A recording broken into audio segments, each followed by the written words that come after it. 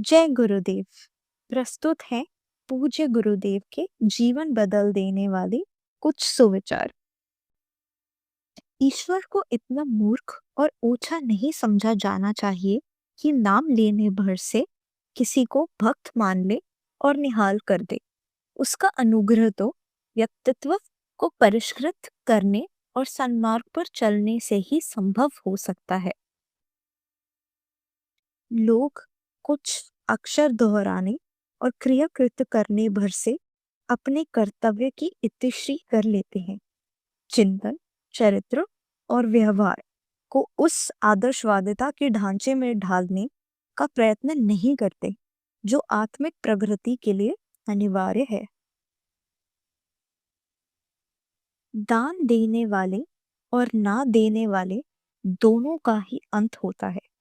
हर बेत ये है कि दान देने वाले को तो अमूल्य जीवनदायिनी संपत्तियां मिलती हैं और उसका धन भी नहीं घटता, जबकि ना देने वाले व्यक्ति इन सब से वंचित होकर सुखहीन, मुर्दा सा संकुचित जीवन बिताता है।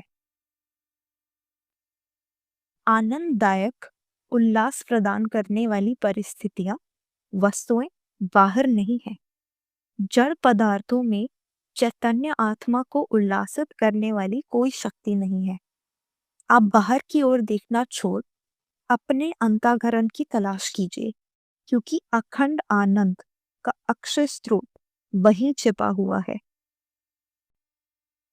भक्ति का वास्तविक स्वरूप यदि सत प्रवृत्ति संवर्धन और दुष्प्रवृत्ति उन्मूलन के रूप में चरितार्थ किया जाए तो भक्त भगवान के प्राण प्रिय बनते हैं।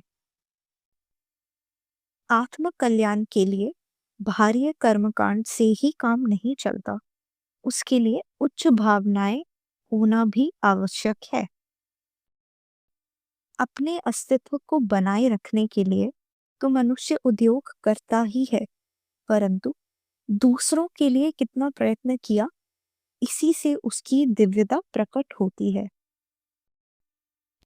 पिछले दिनों आपसे गलतियां हो चुकी हैं, इसके लिए ना तो लज्जित होने की जरूरत है और ना दुखी या निराश होने की। सच्चा पश्चाताप ये है कि गलती की पूर्ण आवृत्ति ना होने दी जाए।